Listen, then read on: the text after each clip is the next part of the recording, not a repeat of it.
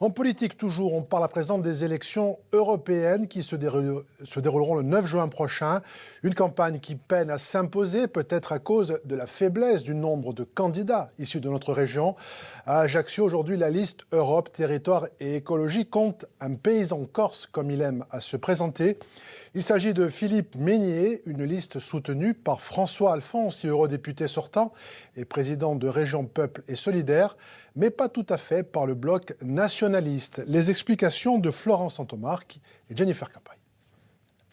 Juste avant la conférence de presse, un salut comme un passage de flambeau entre François Alphonse, eurodéputé sortant, et Philippe Meignier, le candidat corse en position éligible, si et seulement si la liste Europe, Territoire et Écologie 2024 passe la barre des 5%. Une drôle de liste portée par le président du Parti radical de gauche, Guillaume Lacroix.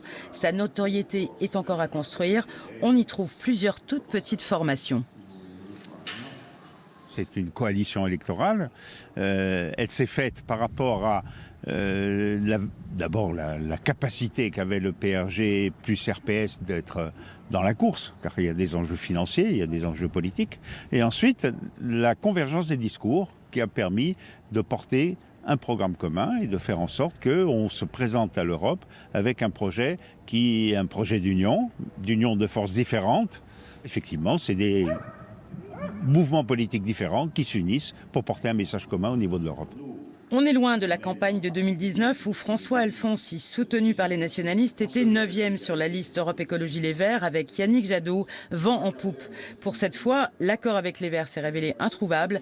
Dans la coalition présentée aujourd'hui, d'autres régionalistes d'Alsace ou de Bretagne. Aujourd'hui, il n'y a aucune liste qui parle réellement d'une Union européenne fédérale, au plein sens du terme.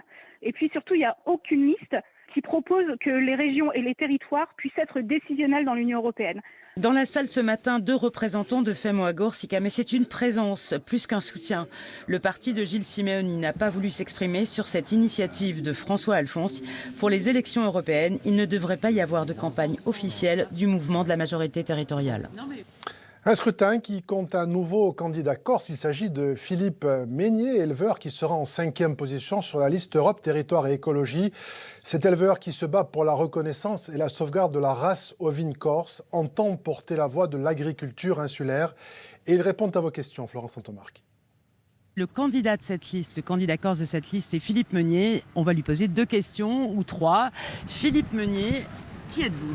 Bonjour, donc moi je suis éleveur sur la commune d'Antizantes, donc installé depuis 1993, après avoir fait un passage en fac et rentré dans une démarche donc où on avait à l'époque occupé des terres pour s'installer. C'était une démarche militante de revenir faire de l'élevage dans notre pays. Aujourd'hui, je suis représentant national au niveau du collectif des races locales de Massif, très impliqué dans la politique de défense des races locales et de leur territoire et de leur système d'exploitation. Et j'ai été récupéré par Guillaume Lacroix lors du Salon de l'Agriculture, donc avec une proposition qui me paraissait intéressante, c'est-à-dire de représenter la société civile et d'être paysan sur la liste 5e potentiellement éligible pour aller sur les bancs de l'UE.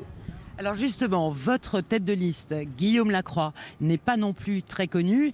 Il porte une affiliation Parti radical de gauche qui pourrait être contradictoire avec le cœur de votre électorat nationaliste. Quelles sont les idées fortes que vous portez dans cette campagne ? Alors moi, je n'ai pas participé donc, à l'alliance RPS-PRG. Aujourd'hui, j'ai rencontré Guillaume Lacroix, qui est le premier homme politique à se prononcer avec son parti, c'est ça qui est important, avec son parti sur une volonté de rentrer dans le processus d'autonomie pour la Corse. C'est quelque chose qui m'a séduit. Ça et son discours sur la ruralité m'ont conduit naturellement à m'engager à ses côtés.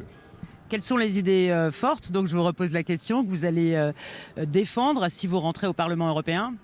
Moi, ce que je vais défendre, c'est une reconnaissance des systèmes d'élevage, des systèmes d'exploitation, de la particularité de la Corse, qui est une île-montagne avec tout ce que ça comporte au niveau de la gestion de l'agriculture. Je vous rappelle donc que la politique agricole commune est la seule politique qui est aujourd'hui mutualisée sur tout le territoire européen. Nous avons donc le devoir, parce que la nécessité, de rentrer, nous impliquer sur cette politique-là, sur sa gestion actuelle, la réévaluation à mi-parcours, sa gestion dans le temps, la conceptualisation d'une nouvelle politique où on va faire reconnaître notre système d'exploitation, pas que sur l'élevage d'ailleurs, plutôt que d'essayer de rentrer systématiquement dans les cases de la PAC, essayons d'amener la PAC dans nos cours de ferme pour qu'on puisse avoir un dispositif qui correspond réellement à la réalité de nos territoires. Le slogan de votre liste, c'est l'Europe qui protège. Qui protège de quoi, Philippe ? Mais qui protège en fait de tout ce qui peut se passer à l'extérieur. Moi aujourd'hui, que s'il y avait par rapport à la gestion de la guerre par exemple, c'est quand même parce qu'il y a l'Europe aujourd'hui qu'on se sent peut-être en sécurité. On voit bien qu'aujourd'hui un pays seul face à une telle problématique ne pèserait pas grand-chose. Et moi, sur ce qui m'intéresse le plus, j'ai dû payer pour savoir que quand on a une politique sanitaire, par exemple sur les animaux, sur une campagne de vaccination ou autre chose qui n'est pas harmonisée d'un point de vue européen, eh bien ça devient un problème. C'est quelque chose qui est un facteur qui empêche radicalement de pouvoir continuer à travailler sur nos exploitations. Merci beaucoup.